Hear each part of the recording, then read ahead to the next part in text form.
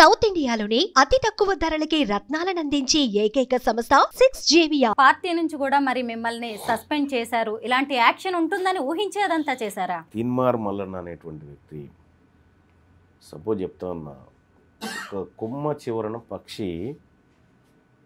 చివరన కూర్చొని ఉంటుంది. ఆ పక్షి ధైర్యం ఏంటంటే ఆ కొమ్మ కాదు, దాని రెక్కలు. తీన్మార్ మల్లన్న కూడా అంతే. అంటే కాంగ్రెస్ పార్టీ నాకు పెట్టింది ఏముంది నాకు అర్థం కాక అడుగుతా. నేను 45 నియోజకవర్గాల్లో క్యాంపెయిన్ చేస్తే 42 నియోజకవర్గాల్లో కాంగ్రెస్ గెలిచింది. తీన్మార్ మల్లన్నకు మొన్న వరంగల్, నల్గొండ, ఖమ్మం గ్రాడ్యుయేట్ ఎమ్మెల్సీ ఎన్నికల్లో కాంగ్రెస్ పార్టీని తీన్మార్ మల్లన్న గెలిపించిండు. కాంగ్రెస్ పార్టీ నన్ను గెలిపేలే. ఒకవేళ కాంగ్రెస్ పార్టీకి అంత బలం ఉంటే మొన్న ఇక్కడ ఎందుకు ఓడిపోయింది? ఆదిలాబాద్, నిజామాబాద్, కరీంనగర్, మెదక్ స్థానంలో పట్టభద్రుల ఎమ్మెల్సీ ఎట్లా ఓడిపోయింది?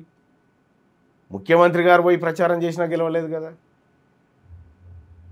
వాళ్ళు ఏమనుకుంటారంటే మా వల్లనే ఇదంతా జరిగింది అనుకుంటారు. మీ హయాంలో 8 ఎంపీలు పోయినాయి. సిట్టింగ్ ఎంపీ రేవంత్ రెడ్డి గారు, సిట్టింగ్ ఎంపీ మల్కాజ్గిరి ఓడిపోయింది. రేవంత్ రెడ్డి గారు ఇన్ఛార్జి ఉన్న చెవెల్ల ఓడిపోయింది.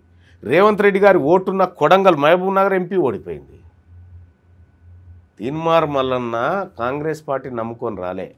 కాంగ్రెస్ పార్టీ రాహుల్ గాంధీ గారు 42% రిజర్వేషన్, విద్యా, ఉద్యోగాలు, స్థానిక సంస్థలు మరియు 42% కాంట్రాక్టులు బీసీలకు ఇచ్చి కులగణన చేస్తామనే మాటకు అందులో జాయిన్ అయిన నేను. లేకపోతే ఆ కాంగ్రెస్ పార్టీ అందం చందం బాగుందని ఏం పోలే, వాళ్ళతో నేను సోపతి కట్టలే. నేను నా లైన్లోనే ఉన్నా. వాళ్ళు చక్కగా అయినప్పుడల్లా నా వాదన ఇట్లే ఉంటుంది. ఈ మధ్య మీరు కొందరు మంత్రుల మీద కూడా వ్యాఖ్యలు చేశారు, వాళ్ళ మీద కొన్ని ఆరోపణలు చేశారు. ప్రస్తుతం రేవంత్ రెడ్డి గారి పాలన ఎలా ఉంది? కాంగ్రెస్ పాలన ఎలా నడుస్తోంది రాష్ట్రంలో? అంటే పాలన అయితే అది మా బీసీలకు సంబంధం లేనటువంటి పాలన. అందులో మా ప్రాతినిధ్యం తక్కువ, అందులో మా బడ్జెట్లు తక్కువ, అందులో మా వ్యవహారాలు తక్కువ. ఇది ఓన్లీ ఓసీల కోసం చేసుకుంటున్నటువంటి పరిపాలన లెక్క కనిపిస్తూ ఉంది. నిజంగా బీసీల బతుకులు మారాలన్నా, కాంగ్రెస్ పార్టీ ఇచ్చిన హామీలు నెరవేరాలంటే రాజ్యాధికారం అనేది బీసీలకు వాటా దక్కాలి. ఆ వాటా ఏం లేదు. కాబట్టి ఈ పరిపాలన పెద్దగా నాకేం ఎఫెక్ట్ అనిపిస్తలేదు. కానీ సరే, అప్పుడేమో కేసీఆర్ ఉన్నప్పుడేమో దుర్మార్గాలు, ఫోన్ ట్యాపింగ్లు, అరాచకాలు ఉంటుండే. ఇప్పుడు అవి జర తక్కువనే, కానీ తక్కువ మోతాదులో ఉన్నాయి అంతే. ఉన్నాయి కానీ తక్కువ మోతాదులో ఉన్నాయి అంతే. పెద్ద బెటర్ పరిపాలన అయితే ఏం కనిపిస్తుంది. బీసీలకు ఓ పార్టీ రాబోతోంది. కాంగ్రెస్కి అలాగే బీజేపీ, బీఆర్ఎస్కి ఒక పార్టీ గుర్తు ఉన్నట్టే మా బీసీల పార్టీలకు కూడా ఒక గుర్తు రాబోతుంది అని అన్నారు మీరు. అంటే తీన్మార్ మల్లన్న బీసీ పార్టీ పెట్టబోతున్నారా? బీసీ పార్టీ కాదు, బీసీల చేత పార్టీ. బీసీల చేత పార్టీ రాబోతా ఉంది. ఇందులో బీసీ పార్టీ పెట్టుకొని బీసీలకు వేస్తాం. మా ఎస్టీ సోదరులకు, మా ఎస్సీ సోదరులకు వాళ్ళకు కూడా ఇచ్చుకుంటాం కదా టికెట్లు. బీసీల చేత పార్టీ రాబోతూ ఉంది. బీసీల చేత పార్టీ రాబోతూ ఉంది. వాళ్ళు ఏమనుకుంటారంటే సహజంగా బీసీలు పార్టీ పెట్టొద్దు కదా, గాంధీ భవన్ మెట్ల కాడ అడుక్కోవాలి, బీఆర్ఎస్ పార్టీ భవన్ కాడ మెట్ల కాడ బయట గేట్ కాడ నిలబడి అడుక్కోవాలి టికెట్లు, బీజేపీ ఆఫీస్ కాడ నిలబడి వాళ్ళు టికెట్లు పెట్టుకుంటే వాళ్ళ బీఫామ్లు వాళ్ళు ముద్రించుకున్న తర్వాత ఇక మనని ఎవడు దేకుతాడు, ఎవడు పట్టించుకుంటాడు అనేటువంటి భయం వాళ్ళకు ఉంటుంది. 100% బీసీల చేత రాజకీయ పార్టీ వస్తుంది. ఈ లోకల్ బాడీ ఎన్నికల్లోనే పోటీ చేస్తుంది. సీఎం అభ్యర్థి ఎవరు? కొత్త పార్టీలో ఎవరు ఉండబోతున్నారు సీఎం అభ్యర్థిగా? నేను పదే చెప్తా ఉన్నా, ఇది సీఎం అభ్యర్థుల పంచాయతీ కాదు. ఇది దశాబ్దాలుగా మాకు జరిగిన అన్యాయం పైన ఒక బావుట రాజకీయపరమైంది. సీఎం ఎవరు ఉండాలనేది ప్రజలు డిసైడ్ చేస్తారు. తీన్మార్ మల్లన్ననో, మా చైర్మన్ హరిశంకర్ గారో, లేకపోతే మా వాళ్ళు కాదు, ప్రజలు డిసైడ్ చేస్తారు వాళ్ళ ముఖ్యమంత్రి ఎవరు ఉండాలని. ఎస్, మేము అనుకుంటా ఉన్నాం ముదిరాజులు పెద్దన్న పాత్ర వహించాలని పదే చెప్తా ఉన్నాం. భారీ సంఖ్యలో ఉన్నటువంటి బీసీ నాయకత్వం అది, వాళ్ళు పెద్దన్న పాత్ర పోషించాలని చెప్తా ఉన్నాం. మా గౌడ్లు పెద్దన్న పాత్ర పోషించాలని చెప్తా ఉన్నాం. బీసీలలో ముఖ్యమంత్రి కాగలిగినటువంటి వ్యక్తులకు కొదవేం లేదు. ఏడుంటారా ఎన్కులాడదామనే బాధ కూడా లేదు. చాలామంది ఉన్నారు, అందరూ అర్హులు గల్లోళ్ళు ఉన్నారు. బీసీల్లో అనేక కులాలు ఉన్నాయి. వీటన్నిటినీ అలాగే వీళ్ళందరినీ కూడా ఏకతాటి మీదకి తీసుకురావడం సాధ్యమయ్యే పనేనా?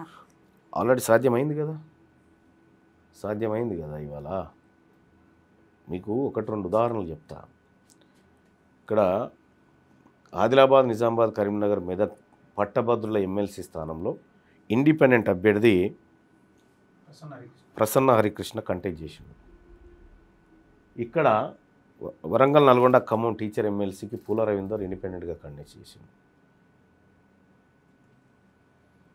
కేవలం 2 నెలల కాలంలోనే 23,000 ఓట్లలో 5,200 ఓట్లు మా బీసీ అభ్యర్థులకు తేగలిగినాం. ఇక్కడ హరికృష్ణ 70,000 ఓట్లు తేగలిగిండు. ఇది బీసీ వాదం లేనిదే అయిందా? 125, 130 ఏళ్ళ కాంగ్రెస్ పార్టీ పోటీ చేసి మా అభ్యర్థి వెనకాల ఉన్నది. ఇక్కడ 40-45 ఏళ్ళ చరిత్ర కలిగినటువంటి పార్టీలు మా అభ్యర్థులు వెనకాల గెలవలేక ఓడిపోయినాయి. ఒక రాజకీయ నాయకుడికి, ఒక రాజకీయ ఆలోచనకి ప్రోగ్రెస్ కార్డు ఎలక్షనే. ఆ ఎలక్షన్లో మేము పర్ఫెక్ట్గా మేము ఊహించిన దానికంటే ఎక్కువ చైతన్యం తేగలిగినాము. ఇప్పుడు ఇంకా మరింత చైతన్యవంతమైంది. రేపు స్థానిక సంస్థల ఎన్నికల్లో అందరి మైండ్ బ్లాక్ అయ్యే రిజల్ట్స్ తీసుకొస్తాం. సీఎం రేవంత్ రెడ్డి తీసుకొచ్చిన ఆర్డినెన్స్ కరెక్టే, రేపు బీఆర్ఎస్ కూడా నేను చెప్పిందే కరెక్ట్ అని ఒప్పుకోవాల్సిందే అని కూడా కల్వకుంట్ల కవిత అన్నారు. ఇది ఆమె స్థాయిలో అడుగురు ఈ క్వశ్చన్, కనుక ఆమె మీద దృష్టి పెట్టేంత ఇంట్రెస్ట్ మాకు లేదు. ఆ ఆర్డినెన్స్కి సంబంధించి మీ అభిప్రాయం ఏంటి? ఇది అడిగిరు బాగుంది. ఆ ఆర్డినెన్స్ అది కొనెళ్ళే ఆర్డినెన్స్ కాదు. అది 9th షెడ్యూల్లో పెట్టడం ఏకైక మార్గం. అదర్వైజ్ ఏ ఆర్డినెన్స్ నిలబడదు. దానికి ఏదో అమికబుల్ సొల్యూషన్ తీసుకొస్తా ఉన్నాం, ఇంపారికల్ డేటా పెడతా ఉన్నాం అని చెప్తా ఉన్నారు. కానీ అది కూడా కోర్టులో నిలబడదు. Triple test Krishnamurthy versus Union of India కేసులో క్లియర్గా త్రిబుల్ టెస్ట్ని చెప్పినారు. ఆ తర్వాత ఇందిరా సాహ్ని కేసు వర్సెస్ యూనియన్ ఆఫ్ ఇండియా కేసులో 9 సభ్యుల ధర్మాసనం క్లియర్గా 50% లిమిట్ దాటకూడదు అని చెప్పినారు. దానికి ఉన్న ఏకైక మార్గం 9th షెడ్యూల్లో పెట్టడమే. ఇది కాకుండా ఏ డ్రామాలు చేసినా బిల్లు పాస్ చేసుకున్న బిల్లు ఆడు ఉండగా మళ్ళీ ఆర్డినెన్స్ ఏంది? బిల్లు ఒట్టిదేనా? ఇంకా ఇది తెలవని జనాన్ని మభ్య పెడుతూ కాలం గడపడమే తప్ప. కానీ ఎక్కడ పోతారు వీళ్ళు? ఎంత దూరం పోతారు? ఆర్డినెన్స్ అని, బిల్లు అని మళ్ళీ ఏడికి రావాలి వీళ్ళు? ఈ మా గల్మల కాడికి రావాలి కదా, మా దర్వాజాల కాడికి, మా తలుపుల దగ్గరకు వచ్చే చెప్పాలి కదా. ఇక ఆర్డినెన్స్ తెచ్చినాం కానీ ఫెయిల్ అయిపోయింది, బిల్లు పెట్టినాం కానీ ఫెయిల్ అయిపోయింది, వాళ్ళు ఇత్తలేరని వీళ్ళ మీద, వీళ్ళు ఇత్తలేరని వాళ్ళ మీద, ఇదైతే చెప్పాలి కదా మా దగ్గరకు వచ్చి. అది ఎనుకో ముందో వచ్చి చెప్తారు, అప్పుడు మాట్లాడతాం మేము. ఫైనల్గా తీన్మార్ మల్లన్న యాక్షన్ ప్లాన్ ఏంటి? ఏం చేయబోతున్నారు? ఒకటి, మా target 2028 BC CM, single point agenda. రేపటి తెలంగాణ ప్రభుత్వంలో ల్యాండ్ సీలింగ్ యాక్ట్ తీసుకొచ్చి, బీసీ ప్రభుత్వంలో ల్యాండ్ సీలింగ్ యాక్ట్ తీసుకొచ్చి ప్రతి ఇంటికి 2 ఎకరాల భూమి పంచాల. తెలంగాణ రాష్ట్రంలో రేపు ఏర్పడబోయేటువంటి బీసీ ప్రభుత్వం ఆధ్వర్యంలో బీసీల చేత అసెంబ్లీలు, మండలిలు నిండుగా కనిపించాలి. బీసీల రాజకీయం పైకి రావాలి, బీసీలు పరిపాలించుకోవాలి, వాళ్ళ బతుకులు వాళ్ళు మార్చుకోవాలి. అంటే బీసీల రాజ్యాధికారమే లక్ష్యంగా పనిచేయబోతున్నానని చెబుతున్నారా? 100% బీసీల కోసమే పనిచేస్తున్నా నేను. మా బీసీల చేత ఎస్సీ ఎస్టీ సోదరుల బతుకులు కూడా మార్పించాలి అనేటువంటి మా ఆలోచన. Thank you so much Mallanna గారు, నమస్తే. చాలా మంచి విషయాలు చెప్పారు.